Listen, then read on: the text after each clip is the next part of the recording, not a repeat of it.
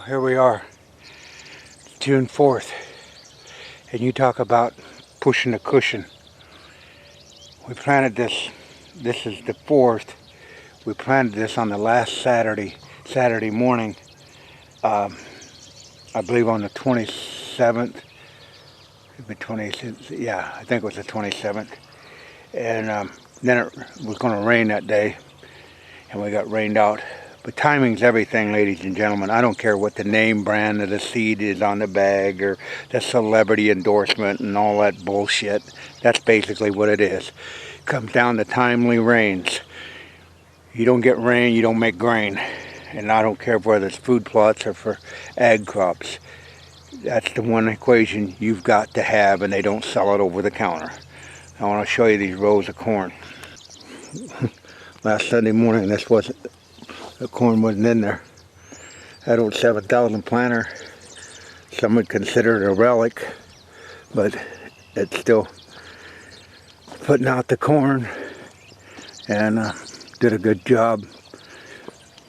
As you can see down through there, got the rows in. So we got germination, and there again, it's all about timing.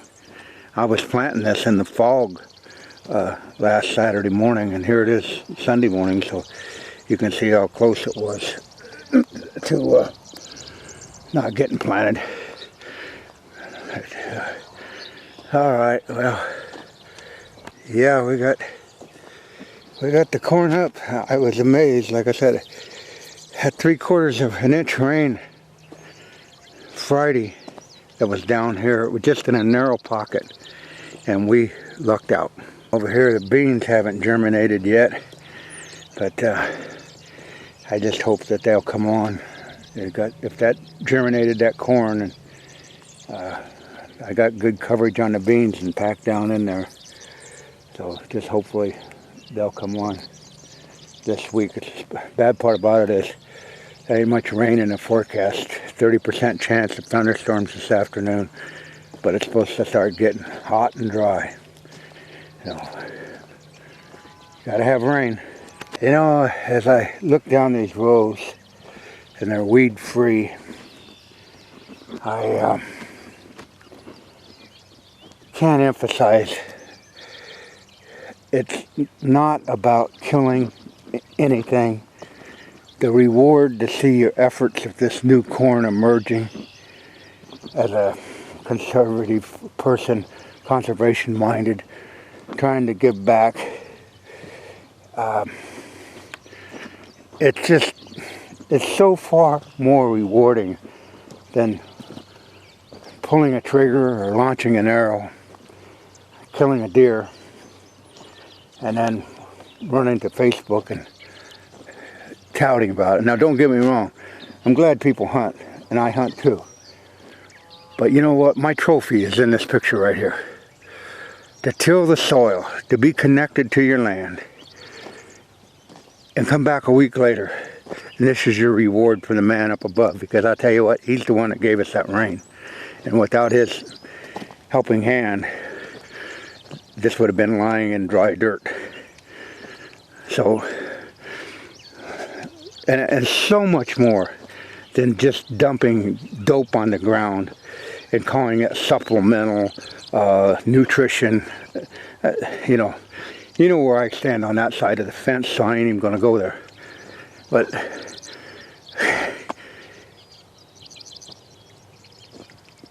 I would rather spend my time and my monies here on earth to do this than ever go into a tattoo shop and pay somebody to scribble on me. Because this is what it's all about right here. And it's far from being a crop, but at least it germinated. And with God's will, it'll keep on growing. Yeah, another thing. When you got trees on your field, it makes it a little challenging to keep straight rows, but oh well. I never turned down a good challenge. But they came out pretty straight. But I just didn't see knocking those trees down years ago. And I think they had a little character in the winter. Get them they supply, there again, they supply a windbreak for the birds of the winter. So it's not just a deer thing. I know this video here come pretty close on the heels of the other one. But I mean, this is hot off the press. Well, there it is, ladies and gentlemen.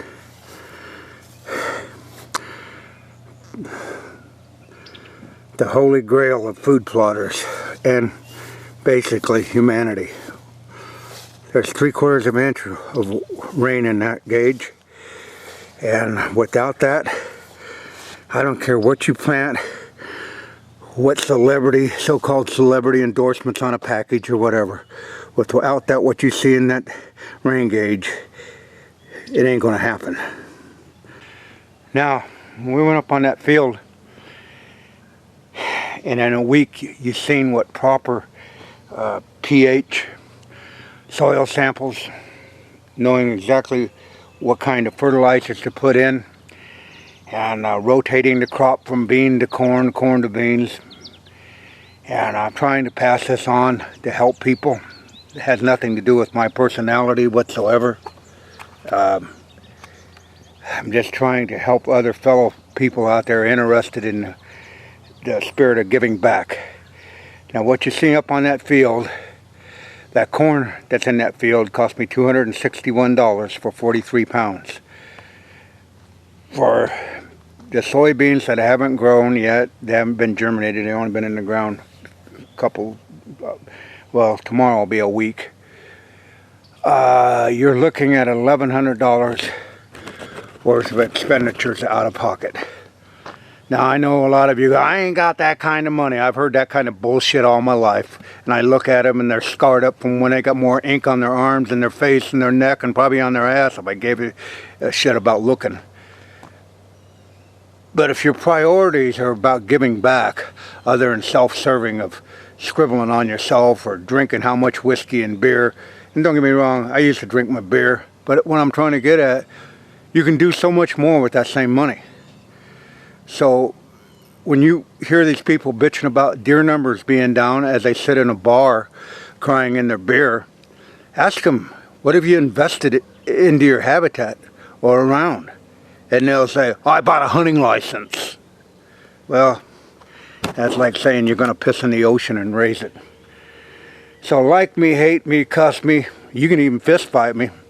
I ain't running. Be like old John Wayne said, don't screw with the old guy. But what I'm trying to drive home is don't blame other people for your failures to give back. Like I said, there's $1,100 in that field up there, and you spend that much, that's not even $100 a month.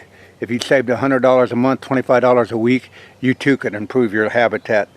That'd be $100 a month, be $1,200. Think about it, you know. Cut the cable TV out. Or stuff like that.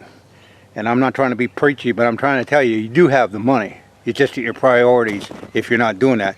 Oh boy, I tell you what, $1,100, you could buy a lot of dope in a bag and pour it on the ground, set a trail camera up, and draw all the deer in the county into the one spot and subject them to chronic wasting disease. And so when people say, well, you're doing the same thing, no, the deer ain't gonna, very seldom gonna walk in the same footprint up there. But when you dump dope in the ground and you set a trail camera up there and they're all stomping in there day after day after day, same thing as a water cooler at the office building. One gets sick, the whole herd gets sick. And remember, that's not your herd, it's the public's herd. So that's enough preaching from the non-typical Norwalk. And like I said, delete me, kick me in the ass, or try to kick me in the ass, because this old piece of shoe leather is going to really go. And I want to show you something about shoe leather. I'm as tough as that leather on them old wore out boots, so bring it on, baby.